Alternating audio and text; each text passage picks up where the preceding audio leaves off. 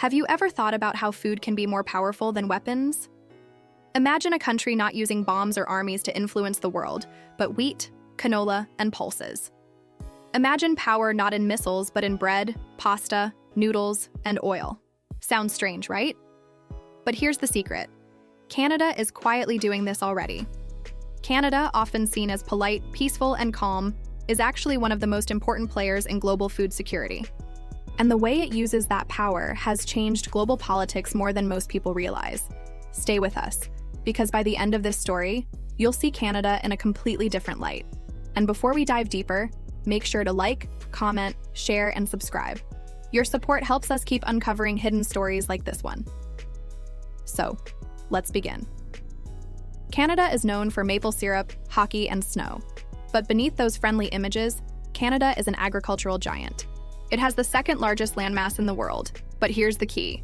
It also has some of the most fertile farmland on Earth. Vast prairies stretching through Alberta, Saskatchewan, and Manitoba are covered in wheat, barley, canola, and pulses like lentils and peas. These crops are not just food, they're tools of influence. When countries depend on you for food, you hold silent power over their survival. And Canada has mastered this quiet power. Let's rewind to the 20th century. After World War II, Europe was devastated. Fields were destroyed, farmers displaced, and hunger was everywhere. Guess who stepped in? Canada. Ship after ship carried Canadian wheat across the Atlantic to feed starving nations. At the same time, this wasn't just charity, it was strategy. By feeding Europe, Canada positioned itself as a reliable partner in rebuilding, while also tying countries closer to Western alliances.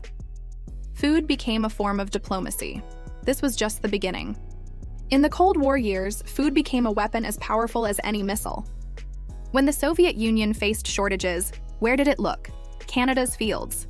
Huge wheat deals were signed between Canada and the USSR, and while these sales were business, they also gave Canada a seat at the global table. The US might have led in military might, but Canada was a quiet stabilizer, the one with bread when others were hungry. Food security was influence without confrontation. Now, let's bring this forward. Today, in the 21st century, food security is becoming one of the most urgent issues in global politics. Climate change is making harvests less reliable. Populations are growing fast. Countries are more nervous than ever about securing stable food supplies. And once again, Canada is at the center. Did you know Canada is the world's #1 exporter of lentils and one of the largest exporters of wheat and canola? That means if you eat naan in India, noodles in China, or bread in North Africa, there's a good chance Canadian crops are in your meal.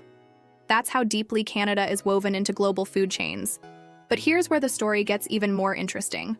Canada doesn't just sell food, it uses food as leverage. Take trade negotiations, for example. When countries want access to Canadian wheat or canola, Canada can demand fairer deals in return. Or think about diplomatic tensions. When China blocked Canadian canola imports in 2019 after a political dispute, it caused ripple effects across both economies. But it also revealed a truth.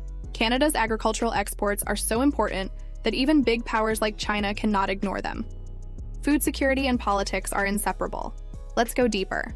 Food security isn't only about exporting, it's about controlling innovation. Canada has invested heavily in agricultural science. From drought-resistant wheat to better storage systems, Canadian researchers make sure the country stays ahead. And when you control the future of seeds, you control the future of food. Countries facing water shortages or harsh climates often look to Canadian innovations. That gives Canada influence not just today, but decades into the future. Now picture a world where climate change makes certain regions too hot or too dry to grow crops. Africa, the Middle East, and parts of Asia could struggle. Who will they depend on? Countries like Canada, with cold weather, stable water supplies, and advanced technology, could become the world's food basket. In that future, Canadian influence could surpass oil-rich nations. Food could replace fossil fuels as the ultimate source of leverage. Of course, this isn't just about power, it's also about responsibility. Millions of people worldwide depend on affordable grain and pulses. If Canada chooses who gets exports and who doesn't, it shapes human survival. During crises like the COVID-19 pandemic or the war in Ukraine, Canadian shipments kept arriving in hungry countries. That role gave Canada more credibility than speeches at the UN ever could. Quietly, through food, Canada has shaped global trust. But let's not ignore the controversies. Some critics argue Canada could do more to help poor nations instead of focusing on profits.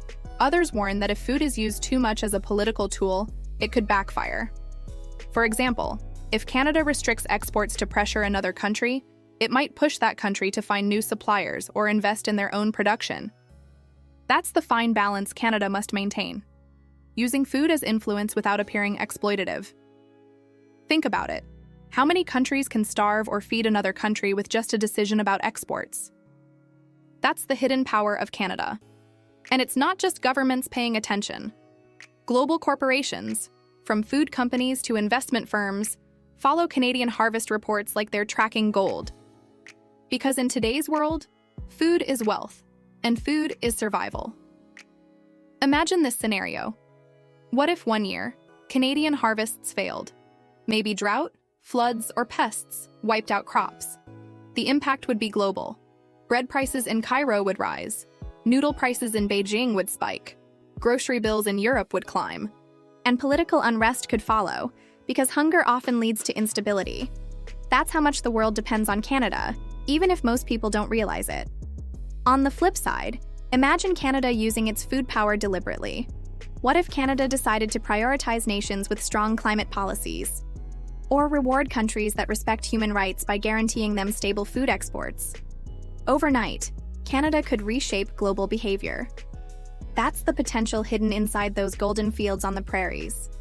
So, the next time you picture Canada, don't just think of snow and politeness. Think of silos filled with wheat. Think of train cars loaded with canola. Think of lentils shipped across oceans. These are not just crops. They are tools of global influence. They shape trade, diplomacy, and even survival. Canada may not brag about it, but food is one of its strongest forms of soft power, and this story is still being written. With climate change intensifying and food insecurity rising, Canada's role will only grow more important. Will it use this power to build cooperation and trust? Or will food become another weapon in the struggles between nations? That's the question the world will watch closely. So what do you think? Is food really more powerful than weapons? Is Canada quietly one of the most important players in global politics because of its farms and fields? Let us know in the comments. We'd love to hear your thoughts. And if you enjoyed this journey into a hidden side of global power, make sure to like, share, and subscribe. There are so many more untold stories waiting to be explored, and your support helps us bring them to light. Until next time, remember this. The next global decision might not be made in a palace or a parliament. It might be made in a wheat field in Canada.